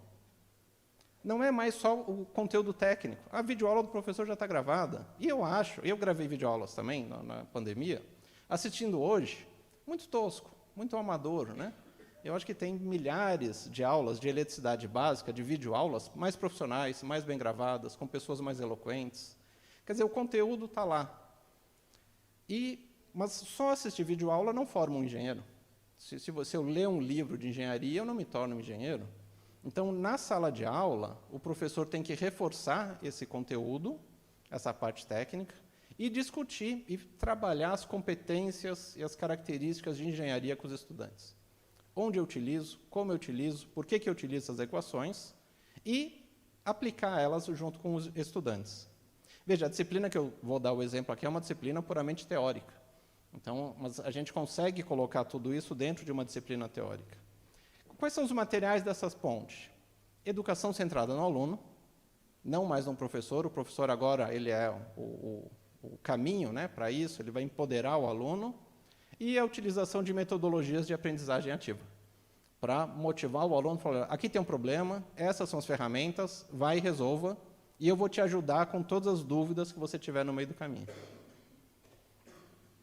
E aqui entra a questão da extensão. A extensão não é algo à parte. A extensão é para formar um engenheiro melhor para a sociedade. Não é uma coisa, veio mais uma coisa, e agora? Vou tirar a optativa para colocar a extensão, o aluno vai sair pior, vai aprender menos engenharia. Não. O aluno vai trabalhar a visão holística e humanista, aquela percepção multidisciplinar e interdisciplinar, através da extensão. Ele vai conhecer um problema real, vai conversar com a comunidade, vai aprender quais são os problemas que essa comunidade tem, e aí vai fazer um projeto de engenharia que vai melhorar a vida das pessoas. Veja, você tem muitas pessoas que não têm acesso à água limpa. Você pode ter um sistema de bombeamento de água e tratamento de água? Pode. Se o aluno entende essa realidade, ele vai aprender muito melhor a mecânica dos fluidos, sabendo que com isso vai poder trazer água limpa, e um monte de crianças que ficam doentes porque bebem água suja não vão mais ficar doentes. E a extensão traz essa realidade para dentro da sala de aula. Então, a gente forma engenheiros melhores por meio da extensão. E não é uma carga a mais. Né? Veja, sobre diretrizes modernas, né, sobre perspectivas para a educação, esse é um documento de 2021, do final de 2021, fantástico. Quem ainda não leu, ele é da Unesco, recomendo que todos leiam. Tem a versão em português também. É um novo contrato social para a educação, reimaginar nossos futuros juntos. O resumo dele, ele fala, a educação deve construir futuros pacíficos, justos e sustentáveis. Isso que a gente tem que colocar na sala de aula. Você está estudando engenharia e qualquer outro curso para trazer paz para o mundo, para trazer um mundo mais justo e um mundo mais sustentável. Eu entendo que isso motiva os alunos. E isso cabe feito uma luva para a engenharia. A gente consegue atuar nesses pontos todos. Ele até cita, eu vou dar um exemplo mais para frente que é retirado desse exemplo. Outro documento, recomendo a leitura para todo mundo, até eu parabenizo o Confeia e a Mútua pela tradução em português do documento. Ele é de 2021, também são diretrizes recentes, que é a Engenharia para o Desenvolvimento Sustentável. Foi traduzido em parceria, né, junto com a Unesco, são 2 documentos da Unesco. Ele coloca como o engenheiro pode promover o desenvolvimento do mundo de forma sustentável. E é uma ansiedade, né, da geração atual. Os alunos vêm buscando isso. E aí eles são massacrados, né, por 4 semestres de cálculo e física, e aí acabam desistindo. Aí entram nas disciplinas específicas, começa a ver equação de motor, equação de corrente, equação de capacitor, e não entende como aplicar isso. Eu tive a oportunidade de dar aula para a turma do 5º semestre e do 7º semestre. No 5º semestre, eles ainda estavam ansiosos, né? Puxa, acabou o ciclo básico, começou a engenharia, agora eu vou aprender a fazer coisas. Quando chega no 7º semestre, já estavam massacrados, cansados. Professor, o que eu preciso saber para passar na prova? Eles perguntavam bem isso. Então, teve uma aula, veja, tem uns momentos de clareza que a gente tem quando dá aula. A aula é de eletricidade. Aí, crise, apagão, despacho das termoelétricas, tarifa de escassez hídrica. Peguei a aula inteira para falar do panorama energético brasileiro, todos os problemas, por que tem que despachar a termoelétrica, por que não choveu, vão pagar energia mais cara e mais poluente, todo mundo perde com isso. Foi a aula inteira tentando desenvolver a visão crítica nos estudantes. Aí, na aula seguinte, voltei para capacitor, indutor. Eu lembro até hoje, era no auditório também, tinha um aluno, aí chegou um aluno atrasado, sentou bem na minha frente e falou para o colega, eu faltei na aula passada, o que teve? Aí o colega falou, nada de importante, porque não cai na prova. Veja, foi um momento de clareza. Eu falei, o aluno, você tem que mudar a coisa. Não adianta continuar do jeito que está, que não é esse o principal. Pelo menos perguntou, ficou interessado, né? Veja, essa figura desse relatório da Unesco, né, sobre engenharia para o desenvolvimento sustentável, que tem tudo a ver com a reformulação dos currículos, né? Tem problemas óbvios, que é o problema conhecido e solução conhecida. Que, normalmente, a gente fica, na forte formação técnica, no problema óbvio. Essa equação, essas são as variáveis, resolva isso. Vou tirar uma variável, resolvo o restante. Veja, engenharia não é só isso. Aí são de disciplinas. Aí você tem que caminhar para multidisciplinaridade, interdisciplinaridade. Você vai para os problemas complicados. O problema é conhecido, mas a solução não está conhecida. Por exemplo, casa de carbono zero, indo para a questão de mudanças climáticas. E o nosso ponto é o problema complexo. Você tem um problema complexo, eu chamo o engenheiro para resolver. O que é um problema complexo? Aqui a tradução, acho que precisa ser revista, é um problema desconhecido e uma solução desconhecida. É para isso que a gente treina os estudantes. Olha, eu preciso ter uma cidade, edifícios de energia zero em cidades de energia zero. Como é que é isso? Tem que resolver, não sei. Aí a gente conversa com os alunos. Olha, precisamos reduzir as emissões de gás de efeito estufa. Quer dizer, trazer a discussão da COP27 para dentro da sala de aula. Tem a ver com conteúdo. São os exemplos de eletricidade. Eu acho que cada um de vocês pode trazer exemplos para a sua disciplina, né? Está emitindo muitos gases de efeito estufa. Então, se fizer uma lei que fala todas as termoelétricas vão fechar hoje, vai ter apagão no dia seguinte. Não resolve. Se falar para os alunos, a partir de agora só pode ter carro elétrico, vai ter subsídio para o carro elétrico, também não resolve. A rede elétrica não vai aguentar. Num subsídio para carro elétrico, você vai estar dando dinheiro para os ricos, então você vai aumentar as desigualdades. Aí fala, olha, o problema não está formulado, a solução não está formulada. E aí você coloca para os alunos, tragam propostas dentro da disciplina, mas aí você vai estar trabalhando a questão de criatividade, do aluno ser inovador e ter essa visão sistêmica do problema. Muitas vezes a gente fica no óbvio, né? Que é o laboratório, né? Se eu aplicar uma tensão de 10 volts num resistor, eu vou achar uma corrente, né? Muitas vezes a gente só fica nessa parte óbvia que é o início, né? O professor só transmitindo o conhecimento. Eu queria rapidamente colocar como exemplo, ilustração, né? Exemplo aplicado à eletricidade básica, né? Que vale para todos os cursos. Então, primeiro você acolhe os alunos com bem-vindo, né? O plano de ensino, né? Bem-vindo, venha, o professor está aqui para te ajudar. E começa dizendo para o estudante o que é engenharia. Veja, essas são as definições mais bonitas que eu já vi de engenharia. São frases que o Instituto de Engenheiros Eletricistas e Eletrônicos divulga, o I3E. Os cientistas estudam o mundo como ele é. O engenheiro cria o mundo que nunca se viu antes. Então, a gente está aqui para criar um mundo novo. As inovações, isso tudo vem da engenharia, vem de vocês, vem dos estudantes. Como engenheiros, nós estamos em uma posição que a gente pode mudar o mundo, não somente estudá-lo. Talvez a matemática estuda o mundo, modela o mundo, a física estuda o mundo, o engenheiro cria um mundo novo. E coloca para os estudantes, olha, você vai criar um mundo novo como? Com as ferramentas, com o cálculo, com as equações todas de engenharia que a gente vai ver na disciplina. Engenharia é a aplicação de ciência para o benefício da humanidade. Eu acho que não existe nenhum ser humano que você fala, olha, com isso aqui você vai melhorar a vida de alguém, que a pessoa não vai se motivar para entender o que está acontecendo. Vejam, o papel do professor muda, né? O papel do professor agora é muito mais motivar para o aluno poder se interessar pelo conteúdo da disciplina. Esse é o mais bonito, né? Nós estamos continuamente face a face a grandes oportunidades brilhantemente disfarçadas de problemas insolúveis. É aí que entra a engenharia. Eu quero reduzir a emissão de gás de efeito estufa e, ao mesmo tempo, triplicar o consumo de eletricidade do Brasil, porque o Brasil é um país em desenvolvimento. Teoricamente impossível. Os países europeus falam, não dá, vamos continuar emitindo gás de efeito estufa até o mundo esquentar e matar metade da biodiversidade. Veja, o aluno ele não fica satisfeito com o impossível.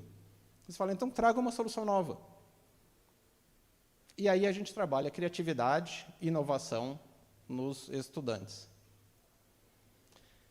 Isso eu apresento na primeira aula, né? Vamos lá. Árvore mais bola é igual a casa. Árvore vale 3, bola vale 4, dominó vale 5, resolva casa. Então, casa dá 7. Então, passou, aprovado com nota 10. Veja, não é isso, não é só decorar equações. Muitas vezes o aluno quer decorar as equações, porque acha que esse é o importante. Não é, o importante é desenvolver as competências de engenharia. Veja, uma proposta de metodologia de ensino, aplicando isso tudo, né? Você divide em 3 níveis de entendimento. O primeiro nível é entender o conteúdo. O aluno precisa entender as equações. Você não pode ter um engenheiro que não sabe equações. Ele tem que entender, mas não acaba somente aí. O segundo nível é aplicar no ambiente controlado. Seriam listas de exercício, ou questões, ou exercícios, né? Ele tem que mostrar que sabe, e se o professor dá um enunciado, ele tem que resolver e tem que acertar. Uma vez que ele entendeu e ganhou confiança, que ele fala, olha, eu sei resolver, aí vai para o mundo real. Veja, tudo isso é dentro da disciplina teórica, certo? O mundo real inspirado na extensão, no aprendizado, né, de um caso de extensão, aplique isso para o ambiente real. Então, ache um problema e resolva um problema que use essas equações. Então, veja, onde é que entra o papel do professor? Aqui entra metodologias ativas. Primeiro começa com a sala de aula invertida. Você falou, você sabe ler? Lê o livro antes da aula. Lê e chegue na aula já com todas as suas dúvidas. Aí o professor dá a aula, já para os alunos que leram, talvez não entenderam nada, porque é o primeiro contato com o conteúdo. Mas, veja, a gente não está aqui para ler o livro para os alunos. O aluno pode ler em casa. O aluno se desmotiva quando ele vê que a aula é uma cópia fiel do livro. Ele fala, puxa, eu podia ler o livro em casa. Então, o aluno já vem com as dúvidas e o professor desmistifica um pouco toda a complexidade da engenharia na sala de aula. E aí entra a aula presencial, né? Um engenheiro não se forma lendo um livro, ele vai ter a discussão, o diálogo com o professor para entender melhor como fazer isso. Segundo ponto é a gamificação. Você coloca as provas passadas, fala, olha, você vai ter que resolver as provas passadas e tem que acertar todas num formato gamificado. Veja, é simples. Você fala, olha, se você errar, vai ter que fazer de novo. Você programa algumas modificações de valores, por exemplo, para a questão não ser idêntica, mas aí você trabalha a saúde mental do estudante. Você não vai tirar uma foto dele em um instante específico, naquela hora da prova.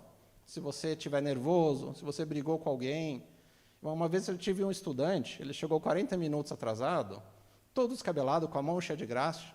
Ele falou, professor, caí da moto no meio do caminho, arrebentou a corrente, tive que pôr a corrente, e vim correndo para não perder a prova. Aí você fala, esse aluno não tem mínima condição de fazer a prova nesse momento. Aí ele falou, olha, vai para casa, a próxima aula eu te dou a prova. Veja, ele ficou tão feliz que ele acalmou. Aí ele falou, professor, se me der meia hora a mais, eu faço agora. Aí dei a prova, meia hora depois ele fez. Veja, quando você trabalha com alguma gamificação, com uma metodologia ativa, o aluno tentou fazer e falou, não consegui. Ele tenta de novo. Se ele não conseguir, tenta de novo, senão ele tem uma dúvida já. Aí ele traz a dúvida para o professor ou para o monitor. Então, a gente passa a ser aquele que vai estar ajudando o aluno a entender melhor. E uma vez que ele consegue resolver as questões, aí ele vai para o nível real, que seria um PBL, né, um Project Based Learning, onde ele vai fazer um projeto contextualizado para uma aplicação real. Então, ele vai precisar escolher uma comunidade, pode ser pela internet, né, se entra no site do IBGE, comunidades que não têm saneamento básico. Escolhe, olha no mapa, conhece a realidade e fala, vou projetar uma solução que pode ser aplicada para lá, utilizando o conhecimento da disciplina. E aí, como identificação da necessidade dos usuários, tem os objetivos de desenvolvimento sustentável. Você fala, olha, a engenharia atua nisso tudo, aquele relatório da Unesco apresenta detalhe um por um como a engenharia pode atuar, e fala, você precisa ter um projeto de eletricidade básica que atenda a algum desses objetivos. Então, eu queria dar um exemplo, indo para na prática. Né? Todos relembram potência e energia e rendimento de eletricidade? Então, rapidamente, queria passar para vocês. São equações, né? O aluno tem que entender equações. Eu encerro em 5 minutos, pode ser? Acho que eu passei meu tempo, mas estou no finalzinho. Veja, potência, tensão vezes corrente. Ok? Então, potência é watts, tensão é volts e corrente é amperes. Ok? E a energia integral da potência no tempo. O ponto é o seguinte, como é que a gente fala para o aluno que com essa equação, com essa integral, ele pode melhorar a vida de alguém? O aluno vai dormir nessa aula. Né? Metade dos alunos dormem. Né? Então, integral, tal. Aí você fala, como é que você faz isso? Então, vamos para o projeto. Aqui tem o rendimento. Né? Rendimento é a potência de saída sobre potência de entrada. Vamos lá. Vamos escolher uma comunidade que não tem água potável, ou que não tem água. E aí os alunos precisam procurar uma comunidade. Aqui tem um exemplo para mostrar para o aluno, você consegue fazer com o que você já aprendeu de física. Então, vamos pegar uma comunidade que o rio está lá embaixo, vamos bombear água para o rio para eles terem água. Então, primeiro, vamos construir uma caixa d'água. E vamos ver qual que é a altura manométrica que eu preciso para bombear água para lá. Aqui não está em escala, tá? Mas eu preciso bombear água por 100 metros.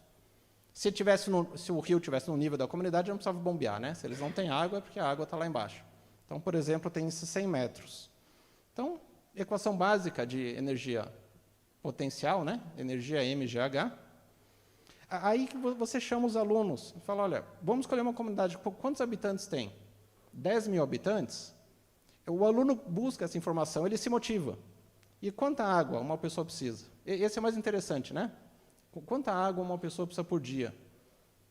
Quando a primeira vez que eu vi isso, eu pensei, olha, a gente bebe 2 litros de água, então a gente precisa de 3 litros. A ONU recomenda mais de 100 litros por habitante por dia. Você tem água de chuveiro, água de descarga, água para cozinhar, água para lavar roupa, água para lavar o chão. Então, você vai precisar de 1 tonelada de água por dia. Aí você calcula a energia em joule, transforma em quilowatt-hora, que é a nossa disciplina de eletricidade.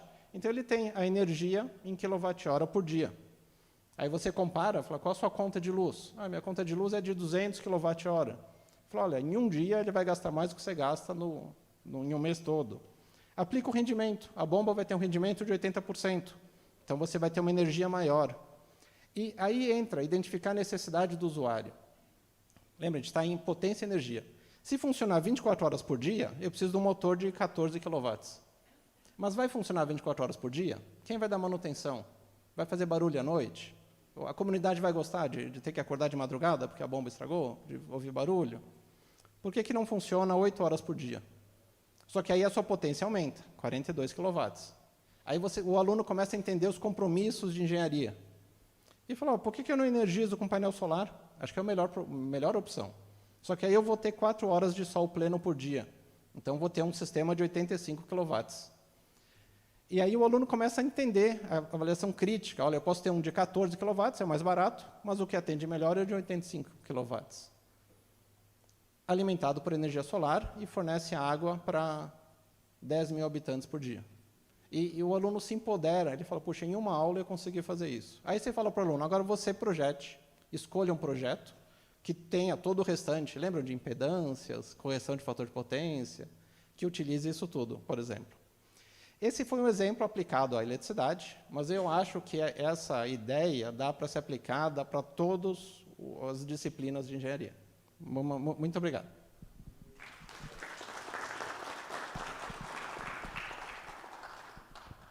Muito obrigada e parabéns aos 3 palestrantes. Acho que foi uma mesa bastante rica, né? Ele tratou de assuntos que vêm sendo discutidos, cada um à sua maneira, cada um de nós tem o seu entendimento, né? Então, ela abre um leque para discussão interessante. Só que nós estamos com um adiantado da hora, né? Tenho certeza que são muitas perguntas a fazer. Então, eu tenho uma proposta a fazer, que nós deixamos as perguntas e depois a primeira sessão da tarde, se continue as perguntas, se faça perguntas dessa mesa em conjunto, porque as duas são temas que vão ao encontro. E na última da tarde ainda nós vamos ter mais uma oportunidade de discutir.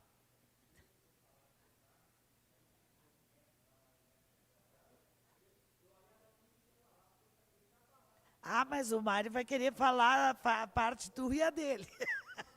Né, Mário?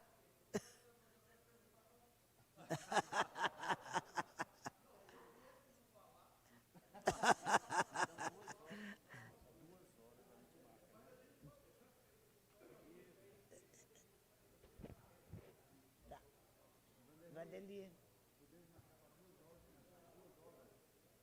Que horas começa?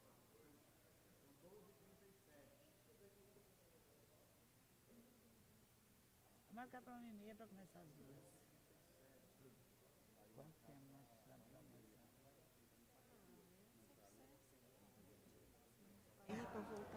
Bom, de acordo com a programação, Acho que 1 hora dá. de acordo com a programação, a gente retornaria a 1h30 para começar a plenária 6. Mas, devido ao horário, a gente vai iniciar às 2 horas, pontualmente. 2 horas pontualmente.